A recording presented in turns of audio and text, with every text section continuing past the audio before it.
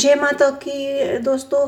चैत्र माह के कृष्ण पक्ष की 7वीं या फिर अष्टमी तिथि को शीतला माता का पूजन किया जाता है। होली के ठीक बाद में पहले पड़ने वाली जो पहला सोमवार आता है या फिर या गुरुवार आता है, उसको यह पूजा की जाती है। स्त्री अपने बच्चों की लंबी आयु के लिए, अच्छे स्वास्थ्य के लिए, अच्छे भविष्य के लिए माता शीतला का पूजन करती हैं और प्रार्थना करती हैं। तो यहाँ पर मैं सबसे पहले मीठे में पूड़े और पूरी बना रही हूँ।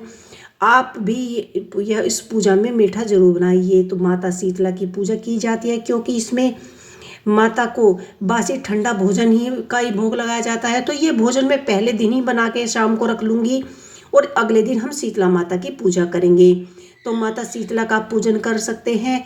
वह आज सुबह सुबह तड़के सूर्य उदय से पहले किया जाता है। ऐसा माना जाता है कि सूर्य देव की किरणें पृथ्वी पर पड़े इससे पहले यह पूजा कर लेनी चाहिए।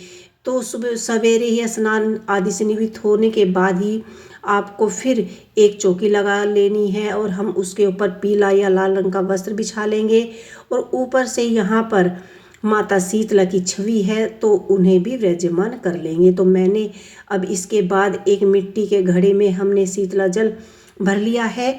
इस जल में आप मक्खन, मलाई या 2 बूंद घी भी डाल सकते हैं।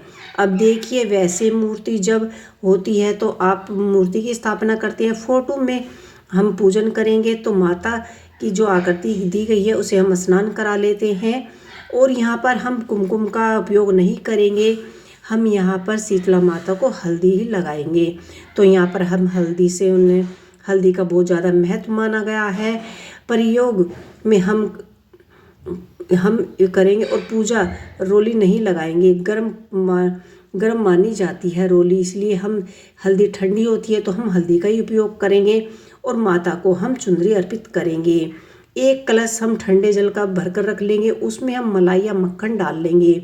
गणेश जी की स्थापना भी आप कर सकते हैं। मैंने यहाँ पर स्वास्तिक बना लिया था और यहाँ शीतला माता के बाद हम यहाँ पर सारी चीज़ें जो घड़े में घड़ा रख देंगे।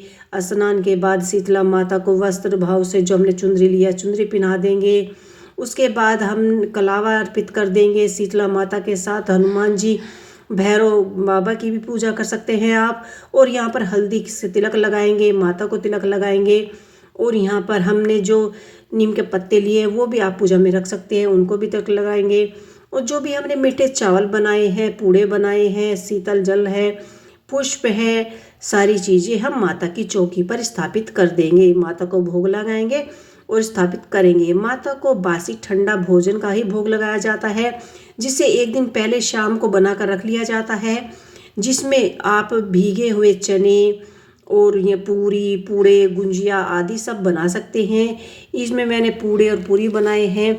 लड्डू का भी भोग लगा सकते हैं। माता को चुनरी अर्पित कीजिए और लहसुन प्याज का आपको फ्रेश रखना है और इस भोग को बिल्कुल स्वास्थ्य तरीके से ही बनाना है। आप थोड़ा सा दक्षिणा भी रख दीजिए। दक्षिणा आपको खुली रखनी है। और जो आपने होली पूजन पर गाय के गोबर से उपले बनाए थे या बरगुल्ले बनाए थे, उन्हें भी आप सिंदूर लगाकर पूजा में रख सकते हैं।